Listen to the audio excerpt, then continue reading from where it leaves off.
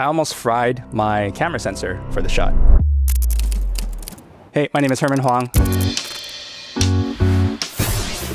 I'm a filmmaker and YouTuber, and today we're going to be breaking down a few of my favorite shots. So the first shot comes from a video that I made that talks about my experience with imposter syndrome. What did they see in me? What if I disappointed them? Did I just get lucky? What if they did things? This shot has actually been my display photo across all my social media platforms for the past little while because it represents a pretty important time in my journey. I kept making excuses and compromises on putting more effort on my YouTube, but I decided to really put more effort into it and really chase that dream of creating for myself. So the challenge was to come up with shots to visually convey that feeling. And I went for more like moody, dramatic lighting, mostly cool tones, and red as the accent color. As you can see over here, there's some wisps of smoke as well. Like that. It feels kind of like negative aura to represent imposter syndrome. And in terms of the actual lights I used, there are two main light sources. One of them is a tube light right on top, like this. And that's just shining on me. It had some barn doors attached to it, so it would only shine on my face, which is great because I wanted the rest of my body to be in a silhouette. And this light specifically was a Nanlite Pavotube 30X. And they have this thing called the pixel effects mode, and it lets you sort of animate different sections of the tube light, which is really helpful because I just kind of cycled through different hues of blue, and that gives this scrolling, passing feeling, kind of like these negative thoughts passing through my head. The second light source is directly behind me over here. And this over here is actually a laser. So not a traditional light. It's called the Laser Cube. I got it from Wicked Lasers. And why a laser? Well, I haven't seen any creators use a laser before. And this was also filmed during a time when I went to a lot of raves. And I was really impressed by all the laser shows. So I really wanted to bring elements that I enjoyed in my real life into my own work. A lot of my work is largely inspired by sci-fi media. So the cyberpunk genre movies like Blade Runner, Ghost in the Shell, Akira.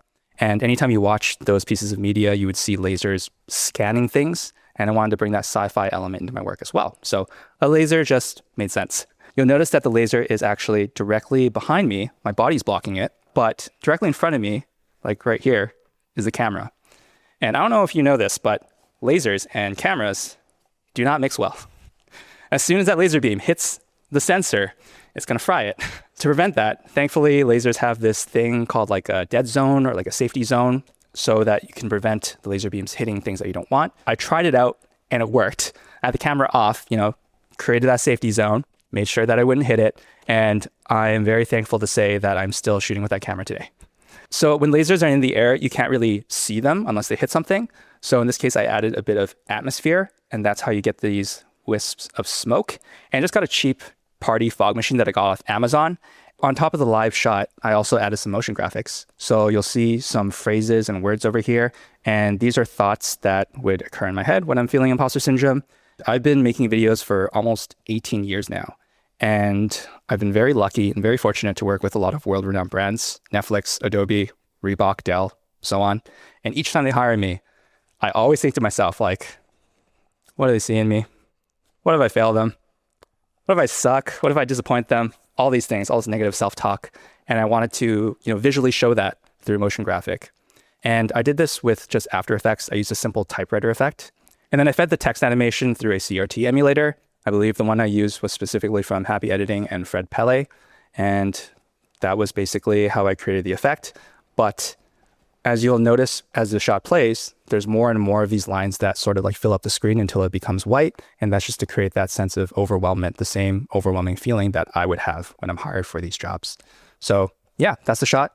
And hopefully the video helps other people who are experiencing imposter syndrome to, overcome it a little bit easier. Real quick before we get back to the episode, making videos as a solo creator isn't always easy. There's always someone telling you to buy a new software or a new camera or a new lens. It's exactly why Digital Spaghetti created the Creator Field Guide. The first chapter is all about making more with less. It's packed with DIY production tips, lighting hacks, and a list of low-budget gear that came directly from creators we've had on the show. They even turned all the creators into these cute little cartoon characters. Because the creators we love are using skateboards as camera dollies and fishing finishing line to make things float. They're getting scrappy on a budget, and the results are unreal. More chapters are coming soon, but chapter 1 is available now for free. Just head to our Patreon page, linked below, to download. All right, that's it. Let's get back to the episode. All right, on to the next shot. Oh, this one here. One of my favorite shots. It came from a video that I made during a time where I did a lot of gear review videos. And after making them and watching them and seeing all the lights that were being featured, I thought, I don't think I've seen anyone review the sun before. People shoot with the sun outdoors. It's literally the biggest light source in the world. And on an overcast day, it's like it's nature's biggest softbox. So why have I not seen it? It's probably a dumb idea. Who would want to watch something like that? I do. So I made it. And this one was set in a dystopian future where artificial lights are a lot more scarce. That was kind of the concept of the video. You can't control the sun. To work with it is to embrace its nature. And when you do, it gives you everything you need. As I said, like a large body of my work is inspired by sci-fi media. And I was watching a behind the scenes video from Blade Runner 2049, where they built miniatures for their city scenes. I've never built a miniature in my life, so I didn't really know where to start, but I did know that I wanted to start fairly simple. So I took inspiration from brutalism architecture. Dune is a great movie as a reference for that type of style. So I just kind of pulled some references and then eventually made a schematic in Photoshop. And I just kind of guessed what the ratio would be. I was like, okay, I'm 5'9". The buildings should be yay high, and just kind of guessed and created some sort of sense of believable scale, I guess. So I printed out my schematics. I bought some XPS foam from Home Depot and then bought a wire cutter online. And then I just started hacking away at the foam. And of course, because it's my first time, a lot of them were not very straight cuts. But over a few tries and attempts, I eventually got some stuff that was usable. So I glued them together, watched a ton of YouTube videos to learn how to paint concrete texture, I guess, and just how to make it look like realistic concrete with foam. And it was a lot of fun. Like I was able to use a precision blade to sort of create these cracks over here. And for these little indents like this, I actually rolled up an aluminum foil into a ball and just kind of rolled it around the foam. And yeah, turned out pretty good. So that's the miniature. And then I shot this with the A7S3 and I put it on a slider. And I believe that was the Top Rig S60. So it's kind of like this.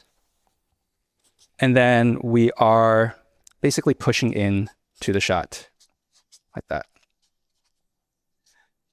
And the secret to making this miniature look a little more realistic, instead of just filming a small dinky little thing, is shooting with a probe lens. So I used I believe it's Laowa 24 millimeter. And it basically makes everything in front of the frame much larger, like larger than life. And I think that was the secret to making it feel like you're at ground level standing there in the miniature and it's like a real thing, a real building. As for the lights themselves, I had two light sources. One was a bounce card over here above, and then shooting towards it was kind of like a Amaran 200X. And that was just giving some fill so that in the shadows, we make sure that we don't lose all the details, except in this case, I think in the color grade, I was like, it looks so good when I crush the shadows. So I just went a little overboard, but that was the intention at least. But the main light source, which is the sun over here, is the Amaran 60D.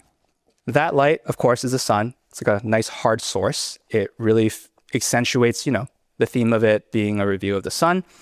And the background over here, you may think is like a green screen element, but actually it's my TV.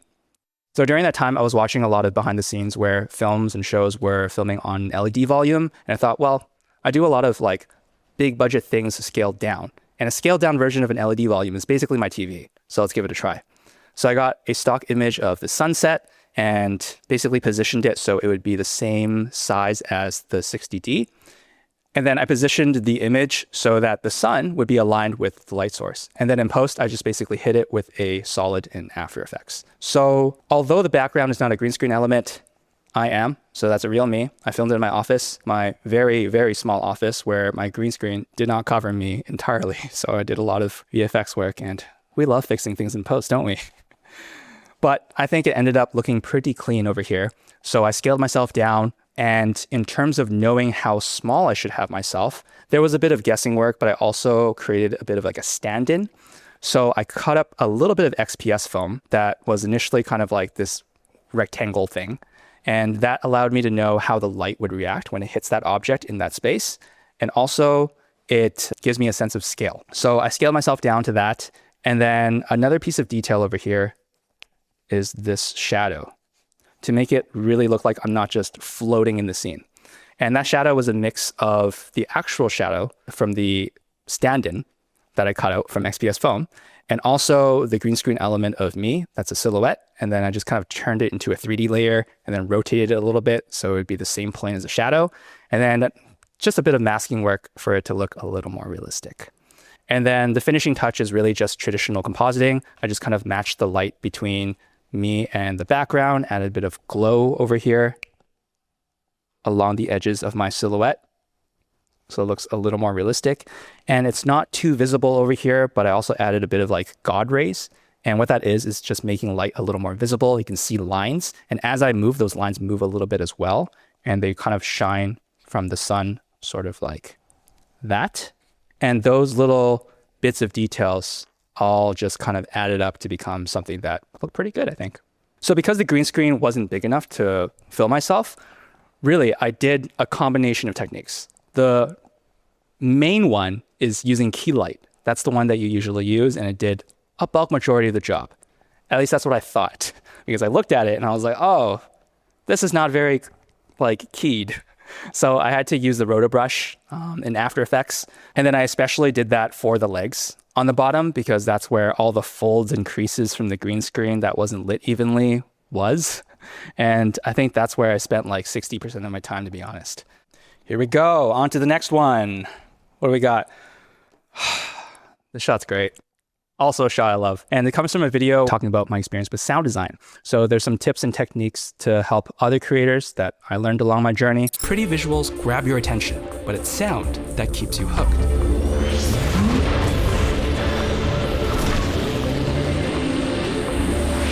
Now, the goal with this video, although sound is the hero, I had to come up with visuals to complement that. And I think the main thing, like the North Star of the theme of this video, is how good sound design can create a sense of immersion. So how do you visually convey that? And the rest of the shots for this video didn't have a lot of trouble. The intro, however, was when I started drawing a blank. I had one of my worst creative blocks, and I just remember staring at my shot list, and I was like, how am I gonna make this video? And I put a lot of pressure on myself when it comes to making the intro. It's really important because it really convinces the viewers that the rest of your video is worth watching. So I had to come up with something quite captivating and energetic. Didn't know what I was going to do until I think it was 1 or 2 days before the actual shoot. I was just doom scrolling on my toilet, as you do when you're on the toilet. And I think I was on Instagram where I saw a promo video of a sports car. And then it all clicked. It all just made sense to me, because I would see these highly dynamic shots of the camera pushing in. It would have close-ups of the dash UI on the car, and I would see parallels between that and the UI in my editing program. The driver would move the stick shift, and I was like, okay, that could be the hand moving the mouse. And that's why I borrowed a bunch of sounds from race cars, drift cars, and kind of overlay that on top of the whole editing process, because then it feels like this editing process has more energy and drive behind it.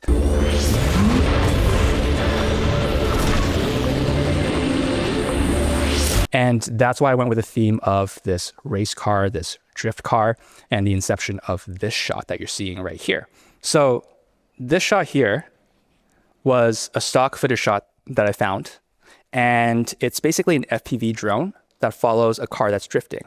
And I'm really happy that I found this shot, because it worked exactly for what I needed for this concept, which is creating that sense of immersion and having the road sort of coming out from the monitor and closer to the camera. And what happens here is the stock footage is basically as big as like this-ish. And then I masked the footage so that only this would show on my monitor, and then masked it so only the road would be coming out from the screen. And then the rest over here, to extend a little more, I ended up using kind of like some sort of warp effect in After Effects. And because there's so much motion blur, it totally hides it. It doesn't need to be entirely clean. So although this is stock footage, this shot of my monitor was something that I shot myself. Very similar to a previous setup. I had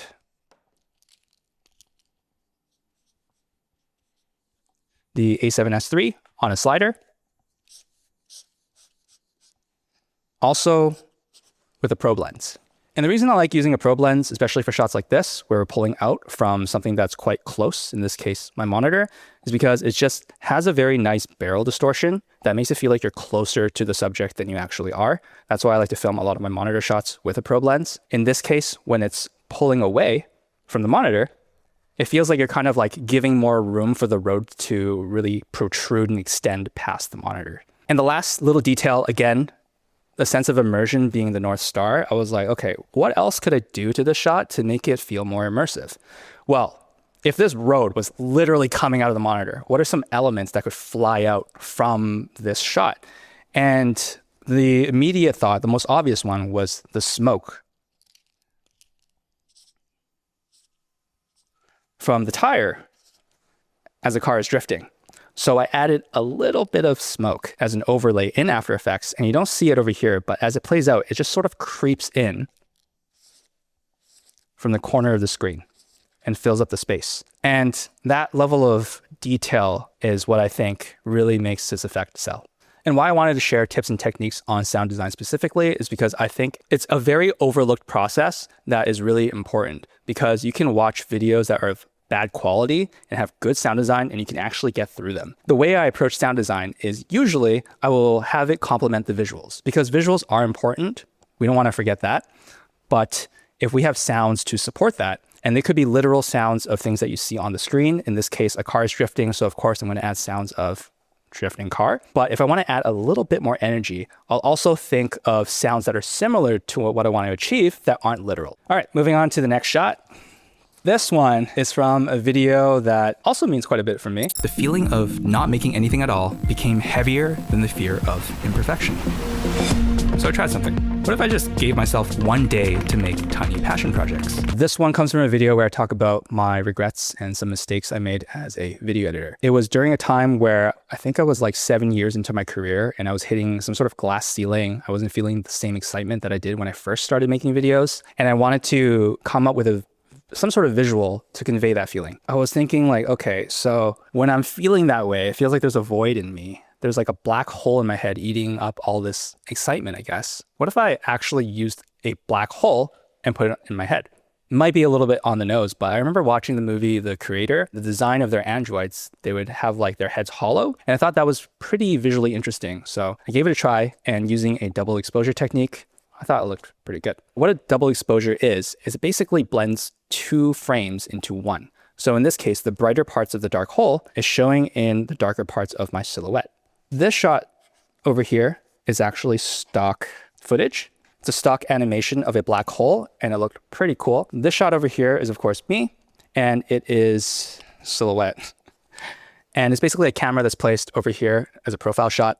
And then behind me, ideally would have been a white backdrop. So I have a nice clean silhouette, but just like how I was setting up my green screen shot, my office was fairly small. So I worked with what I had, which was the window blinds, which were fortunately also white.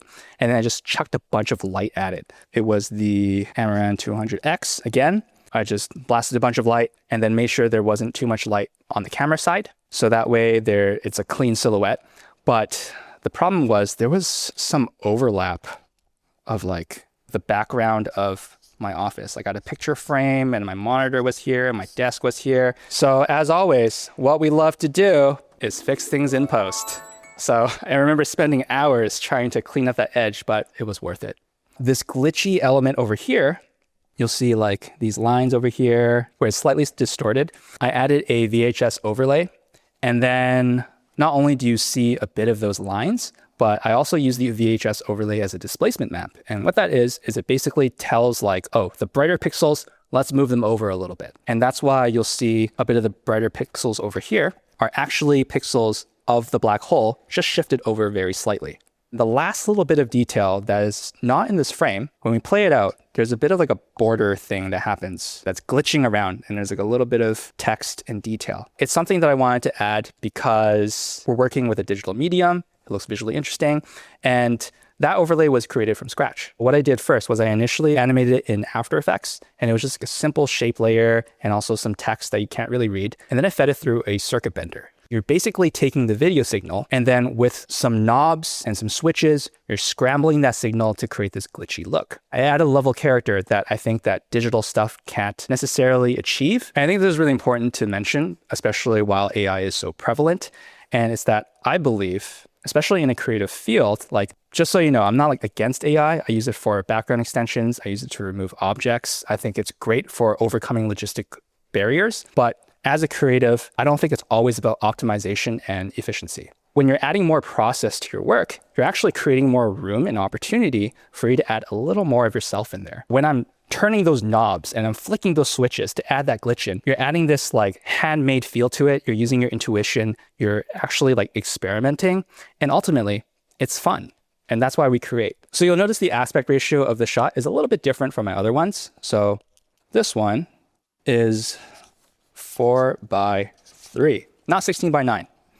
And it was just kind of like a running visual motif for talking about the moments in the past, how I felt back then. So anytime you see things that are widescreen, that's like present day. I have now grown from that, and that's why I'm able to share some of those tips and mistakes that you can avoid as a creator. This is part of a larger scene where the next shot is a match cut of me literally in the same position, but I'm actually in my office and you see the physical space, further kind of implying that feeling of this is before, now this is after. All right, moving on to the next shot. The last shot, actually, I love the short film that the shot came from.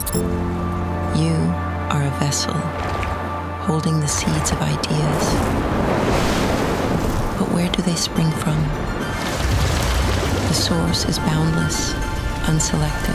That one was from my passion project, and that was inspired by Rick Rubin's book, The Creative Act, A Way of Being. I believe that chapter was called The Vessel and the Filter. And that chapter talks about the creative process. And he wrote it in a way where it was not only easy to digest, but it was also quite poetic. And as I was reading it for the first time, I was like, oh, I see the parallels between the way he was describing creativity and making a cup of coffee. The shots basically just filled my head, and I was like, oh, I need to make this. And I'm really glad that I did, because this is probably one of the proudest pieces of work that I made. This shot is one of the intro shots. It builds a little bit of tension and anticipation before the rest of the short film kicks off. We have a Chemex that is sitting on a sheet of acrylic. And then underneath that is an IKEA glass coffee table. And the visual style that I was going for, because I thought about creativity being the subject and the topic, and how experimentation is inherent to creativity. And I thought, okay, so what kind of space do you usually experiment in? Probably a lab. So I decided to go for kind of like a lab-y look that is still kind of sterile, but also gritty, which are kind of contrasting, but I think that's what makes it visually interesting. And that's why there are these practicals of these tube lights that you can see in the scene. And again, I'm using the Nanlite Pavo Tubes 30X, and I'm also using the pixel effects mode so that there's a little bit of like a scrolling feeling with the intensity of the red. It helps add a little bit of life to the scene, and also feels like something's loading or scanning. And especially when there's nothing moving in the scene, like these are all just still standing objects. It's this Chemex over here on a table, nothing moves. So it's important to bring in a little bit of movement to the scene. Otherwise, why are we shooting videos? Just take a photo. Another way of adding a little bit of movement, you'll notice I like using sliders. And I like doing push-in shots, pull-away shots. In this case, I believe it was pushing in to build a little bit of anticipation before everything kicks off. Now, the last level of detail, it's probably one of my favorite filmmaking tools that I use all the time. It's a handheld fogger. The purpose of it was to create a bit of atmosphere so that we can get some nice soft glow from these practicals. And that way it feels a little bit more like a gritty lab. Not only that, it gives a nice gradient across the background as well. And it really just gives a level of polish that ties the scene together. So why are we using a ChemX over here? And why did I see the parallel between making coffee and the chapter that I read? In the book, it talks about how we are a vessel, like our body, and the seeds that act as the fuel for us to come up with creative shots or creative anything is gathered from anywhere. Maybe it's like a bird chirping outside. Maybe you saw a graphic design from a poster outside when you're walking outside. I was like, oh, seeds. I can see that as beans. And that's why throughout the short film, it's a lot of coffee beans representing the seeds. You'll see that, the coffee is dripping through the filter, which is basically your brain, your taste, the things that make your work yours. And then the coffee is kind of like the outcome of that process. And then, yeah, that's basically how the concept came to be. One of my current struggles as I'm making my videos is to make sure that I'm not caught up with the metrics or coming up with shots that are trending and will perform well. I think that is a really easy trap to fall into. I try to remind myself, and I encourage you to remind yourself as well, why you create in the first place. What kept me going all these years and to continue making videos, even prior to the YouTube stuff, I was always curious. And I think that following your excitement is really important. And that's what I kept trying to do. And that's why I never really held myself or pigeonholed myself into one specific genre. I just tried whatever I was curious with, whatever pulled me into whichever way direction. And I think there's nothing wrong with that, especially now where everyone tells you to niche down. I just never saw myself niching down. And I still ended up being here creating work that I love. So I highly encourage you to always follow your curiosity. There's an old saying passed down from generations of creators. If they don't click, they don't watch. But then once you get them to click, how do you make them stay? Which is why Digital Spaghetti is hosting a live stream with Aprilyn Alter, talking all about her tips on how to craft the perfect YouTube intro. It's happening on August 13th, 11 a.m. Pacific, 2 p.m. Eastern, and will be free on the Digital Spaghetti Patreon. And if you don't know Aprilyn Alter, she's a creator who makes a lot of deep dive videos all about YouTube strategies. But for our live stream, we're zeroing in on what makes YouTube video intros actually work or what makes them flop. We'll even be reviewing intros to your videos. So just send us a DM on Instagram and you might end up on the live stream. All the info is below. We'll see you on the live stream.